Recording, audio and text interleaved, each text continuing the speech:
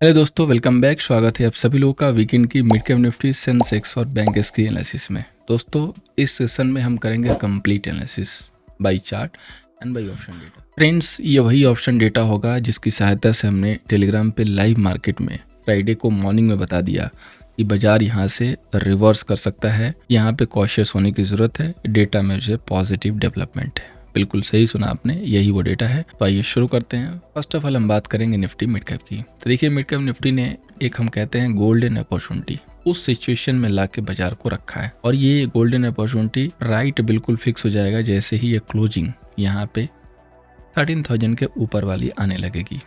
30,000 के ऊपर वाली क्लोजिंग आ चुकी है, लेकिन चूंकि बाजार इतना फॉल है कि हमें 50 पॉइंट 70 पॉइंट और वहाँ पे ऐड करने की ज़रूरत है। तो यहाँ पे बेसिकली जो फाइनल जो क्लोजिंग है 30,100 के ऊपर आती है तो काफ़ी अच्छी शॉर्ट कवरिंग बाजार में देखने को मिल सकती है। अभी भी शॉर्टर्स इस उम्मीद के साथ बैठे हैं कि ये शायद बाउंस है, डेड कट बाउंस है, यहाँ से फिर बाजार गिरेगा। तो हमें उसी चीज़ का जो है वेट करना है, और हमें यही चीज़ जो है देखनी है वहाँ पे कि हमें कैसे जो है वो मूव मिलेगी और कैसे हमें वो पकड़ना है, either down side either up side. इसीलिए हमें लेवल्स और डेटा की जो है जरूरत पड़ती है। सो फर्स्ट ऑफ ऑल की एक मैंने यहाँ पे पैरेलल लाइन जो है ड्रॉ की है, जिसको आप ध्यान से यहाँ पे देख सकते हैं। यहाँ पे देखिए तो बाजार ने काफ़ी राउंड लिए हुए हैं जो कि लेवल 13,100 वाले हैं, इसीलिए हमने 13,100 की क्लोजिंग जो है यहाँ पे मांगी है। अगेन अगर बाजार सपोज कीजिए कि कोई रिटेस्ट होता है, ये बीच में कहीं से भी सपोर्ट ले सकता है, जो कि लेवल होगा 12,950 से लेके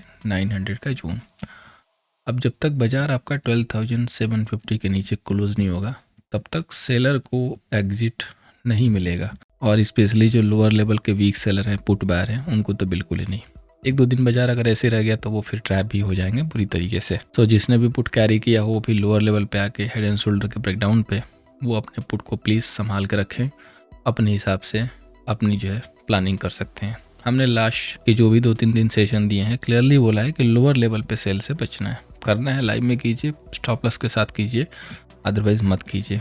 रिजल्ट आपके सामने है। तो एक लेवल जो कि आपको मार करके चलना है 13,100। मंडे क्लोजिंग अगर इसके ऊपर आती है तो और शॉर्ट कवरिंग आएगी, और अगर मंडे के सेशन में 12,950 से लेकर 900 के जोन में आता है, 5 मिनट की वेट कीजिए किसी भी ग्रीन रिवर्सल कैंडल का।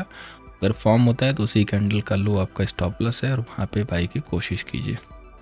रेस्ट बाजार का मूड माहौल तब खराब होने लगेगा जब 12,750 के नीचे क्लोजिंग आएगी, अदरवाइज कोई दिक्कत नहीं है। अब हम लगे या तो इसके ऑप्शन चेन डेटा को देख लेते हैं, जो कि काफ़ी इंपॉर्टेंट होता है। तो यहाँ पे देखिए डेटा जो है टर्निंग टू पॉजिटिव है। टर्निंग टू पॉजिटिव नहीं कहेंगे, इसको ऑलमोस्ट पॉजिटिव ही हो चुका है, क्योंकि काफ़ी शार्प जो है यहाँ पे बाजार ने रिएक्शन दिया है। यहाँ पे देखिए 563 का कॉल सेलर है एंड 547 का पुट सेलर है। सो जहाँ पे डबल सेलर हुआ करते थे, वहाँ पे मामला बराबरी का आ गया भाई, बहुत इंपॉर्टेंट है। यहाँ पे देखिए टोटल जो कॉल सेलर है अच्छे वाले वो 13,050 पे ही है, इसलिए जैसे ही 13,100 यानी कि 13,100 टूटेगा ना, ये दोनों जो इंपॉर्टेंट सेलर हैं ये बाजार से निकलेंगे और बाजार को मोमेंटम दिखाई देगा।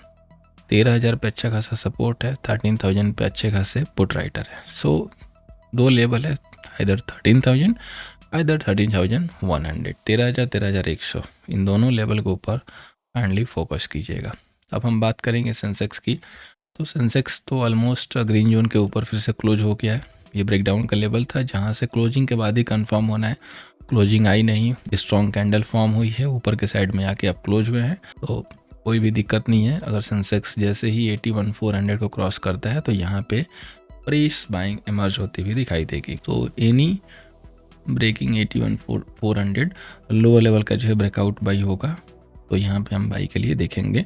अगर कोई रिटेस्ट लेता है तो 81,000 सपोर्ट के तौर पे यहाँ पे जो है दिखाई देगा, और सपोर्ट के लिए इसको फोकस करना है। खराब कब होंगे? जब 80,750 के नीचे जाते हैं, इसके नीचे क्लोज होने लगता है ना, तो यहाँ पे जो कंडीशन होगी वो थोड़ी पुअर हो सकती है। अदरवाइज तो काफ़ी बहुत बड़े बड़े लोगों के टारगेट आ रहे हैं। सेंसेक्स में कोई 70,000 भी बोल रहा है, निफ्टी में कोई 24,000 दे रहा है, कोई 22,000 दे रहा है। ये ऊपर ये लोग कहाँ रहते हैं? जब बाजार गिरने वाला होता है उस समय लोग इतने बड़े टारगेट देते नहीं हैं। जब बाजार गिर के मिड लेवल पे आ जाता है सपोर्ट के पास, तो इनके टारगेट बड़े बड़े निकल के आते हैं। मुझे तो बड़ा सरप्राइज होता है ये। अब हम बात करेंगे बैंक एक्स की। तो बैंक एक्स में देखिए हमने एक पैटर्न की जो है यहाँ पे उम्मीद जताई थी कि बन सकता है, निफ्टी में तो बन भी गया है, लेकिन बनने के बाद भी मैंने एक चीज़ ऐड किया था कि कब कैसे एक्शन लेना है ये हम आपको बताएंगे। निफ्टी में स्पेशली किया था क्योंकि ऐसे कई बार पैटर्न बने और लोगों को धोखा वहाँ पे हुआ है। हम उसी धोखे के बीच में से अपॉर्चुनिटी निकाल के लेके आएंगे। फिलहाल फोकस करेंगे बैंकेक्स पे। तो देखिए बैंकेक्स ने तो तगड़ा रिबाउंड दिया है, देना भी था क्योंकि बैंक निफ्टी ने जो इतनी हलचल जो मचा दी, तो बैंक निफ्टी ने हलचल मचाई है तो इसको भी तो मचाना ही है। So one level 59,000। ओके, 59,000 के ऊपर जब तक हम हैं, हम यहाँ पे लॉन्ग के लिए सोचेंगे। 59,000 अगर इंट्राडे में ब्रेक होने लगा तो हम यहाँ पे कॉशियस होंगे दोस्तों, सेल नहीं करेंगे, वेट करेंगे। ब्रेक हुआ, पुल बैक आया, पुल बैक सस्टेन नहीं किया तभी सेल करेंगे, otherwise no sale. Wait and watch better strategy होगी और वही हमें प्रॉफिटेबल रखेगी, एटलीस्ट लॉस नहीं होने देगी। अब हम इसके ऑप्शन चेन डेटा को देखते हैं। तो सेंसेक्स का भी डेटा देखिए तो पॉजिटिव है, हालांकि सेंसेक्स के वीकेंड पे डेटा में कोई जान नहीं होता है। 29 लाख के सेलर हैं, 27 लाख के पुट सेलर हैं।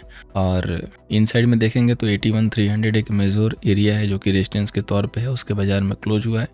81,300 ब्रेक होते ही कॉल सेलर यहाँ से गायब होना शुरू करेंगे। 81,200 पे अच्छे खासे पुट राइटर है और ये बहुत इंपॉर्टेंट है क्योंकि 81,200 के जो पुट राइटर है ना, इससे ज़्यादा पावर में है। दूसरी चीज़, पावर में इसलिए नहीं कि उनके पास 10,000 ज़्यादा डेटा है, पावर में इसलिए क्योंकि उनके फेवर में बाजार है। सो वो 81,200 को अगर डिफेंड कर ले गए तो यहाँ से बाजार टिक बाई टिक करके ऊपर जाता हुआ दिखाई देगा। अब हम बात करेंगे बैंकेक्स की। तो देखिए बैंकेक्स की पूरी मूव डिपेंड करेगी कि कोटक और HDFC बैंक का रिजल्ट कैसे आया। रिजल्ट की एक्सपेक्टेशन काफ़ी अच्छी है, डेटा उस हिसाब से खुशी पहले से ही बना रहा है, पहले से रिजल्ट को बनाने की कोशिश में है। 2,27,000 कॉल सेलर, 2,94,000 पुट सेलर है जो कि ठीक ठाक है, बढ़िया डेटा है। मैक्सिमम जो कॉल सेलर बैठा हुआ है 59,500 पे, जहाँ पे अभी बाइंग भी स्टार्ट हो चुकी है, उसी के पास हम क्लोज हैं।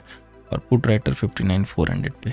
तो पुट राइटर के मामले में देखा जाए तो बाजार फेवर कर रहा है, तो बाजार यहाँ पे पुट राइटर के कंट्रोल में पॉसिबल है कि रह सकता है। सो हमारी थीम यही होगी कि हम बाइंग डिप की रणनीति लेके चलेंगे, एल्स की बहुत कोई खराब रिजल्ट ना आ जाए। अगर बहुत कोई खराब रिजल्ट नहीं है तो कोई दिक्कत नहीं है, बहुत अगर खराब रिजल्ट होगा तभी कोई प्रॉब्लम होगी, अदरवाइज अगर कोई डिक्लाइन आता है तो वो लॉन्ग के ही मौके होंगे। तो दोस्तों आज की छोटी सी एनालिसिस को यहीं पे हम लोग वाइंड अप करते हैं। उम्मीद करूंगा कि ये जो एनालिसिस है आपको मंडे के सेशन में हेल्प करती हुई नजर आएगी। वीकली एनालिसिस से दोस्तों हेल्प हो रही है तो चैनल को सब्सक्राइब कीजिए, वीडियो को लाइक कीजिए, दोस्तों के साथ शेयर कीजिए। Thank you so much for watching. मिलते हैं दोस्तों नेक्स्ट सेशन में।